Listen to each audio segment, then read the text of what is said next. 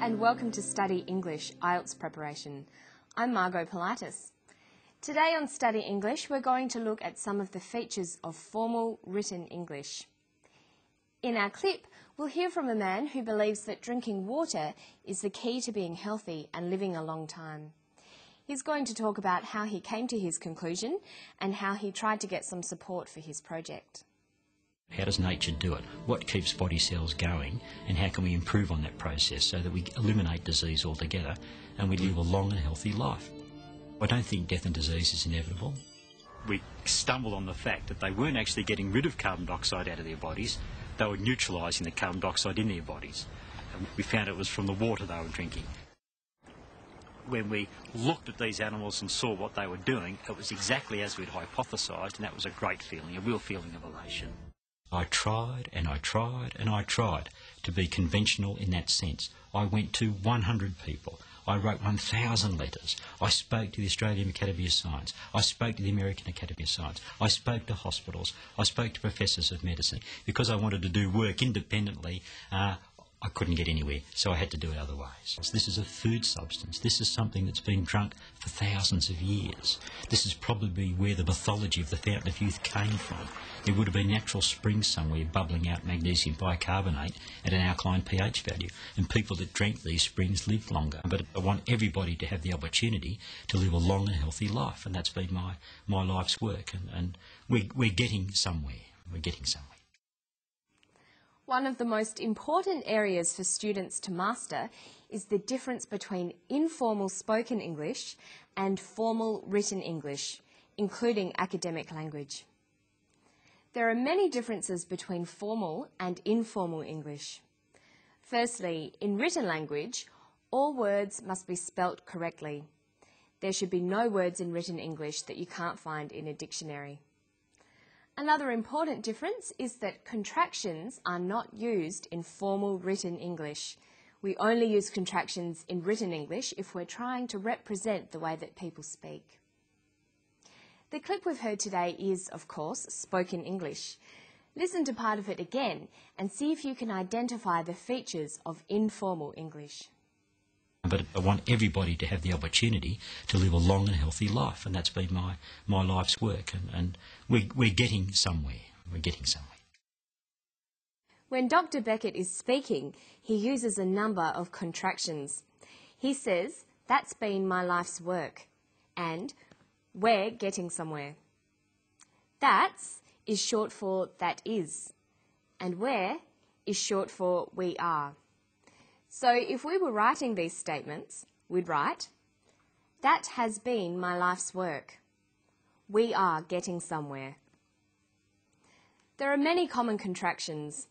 By using them in your spoken language, you'll sound more natural, but be careful to write them out in full informal situations.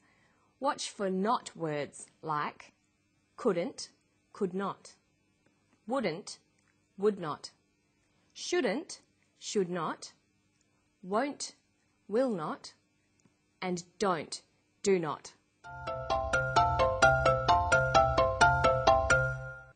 Another common feature of informal English is the use of phrasal verbs, or two-word verbs.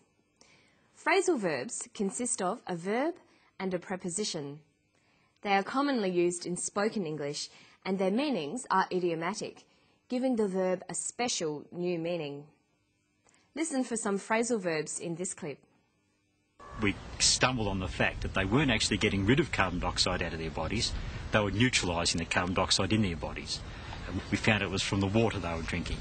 This is probably where the mythology of the Fountain of Youth came from. He uses the phrasal verbs stumbled on, get rid of, found out, and came from. In formal written English, it's best to use single word verbs. So instead of saying they weren't getting rid of carbon dioxide, we would write they weren't eliminating carbon dioxide. And then we'd get rid of the contraction. So it would read they were not eliminating carbon dioxide. Instead of saying we found out it was from the water, we would write we discovered it was from the water. This is probably where the myth came from.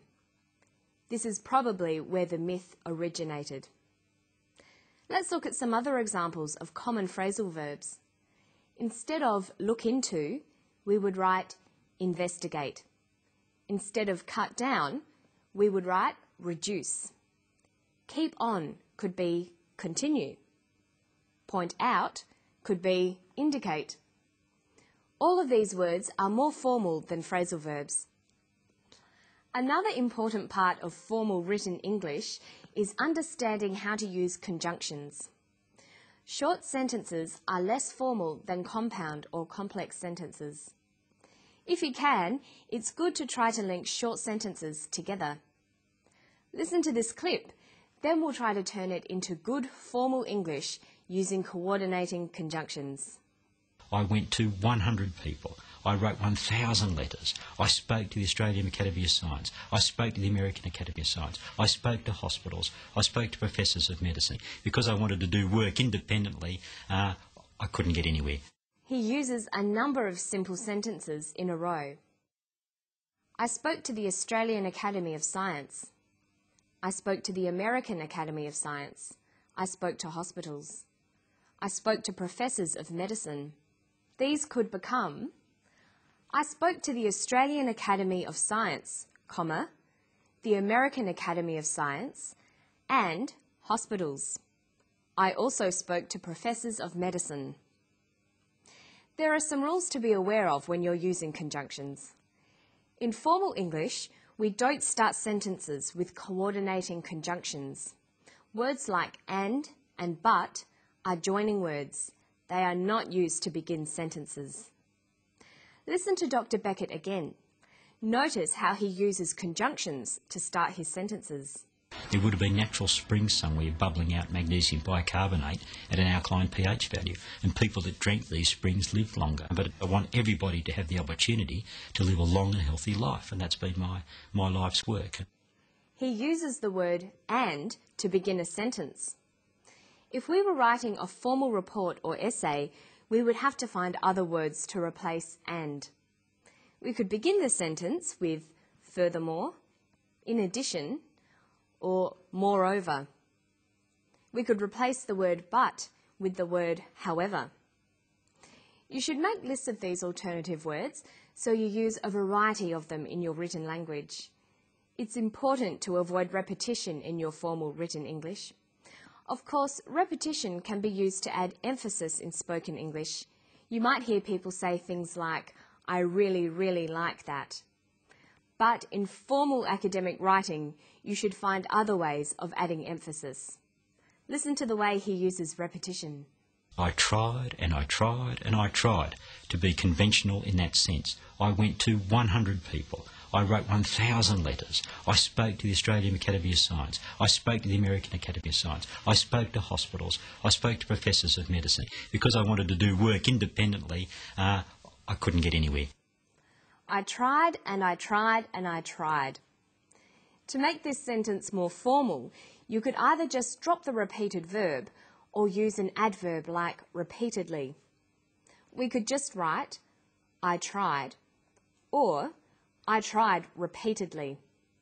Another way you can make your language more formal is to use the prefix re to indicate a repeated action. This doesn't apply to all verbs. Look at this sentence. He played and played the song again and again. We could write formally, he replayed the song repeatedly. And why don't you try practicing ways of making spoken language more formal? Or looking at ways that you can take formal written language and turn it into conversational English. That's all for today. I hope I'll see you next time on Study English. Bye-bye.